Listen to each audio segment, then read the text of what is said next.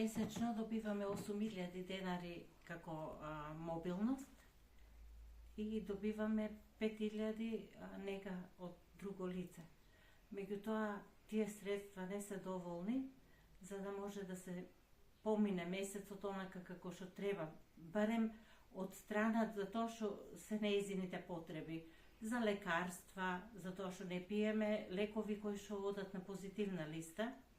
Многу малце се тие што одат на позитивна листа, а и многу витамини треба, што мора да се купат. Се е тоа на приватно.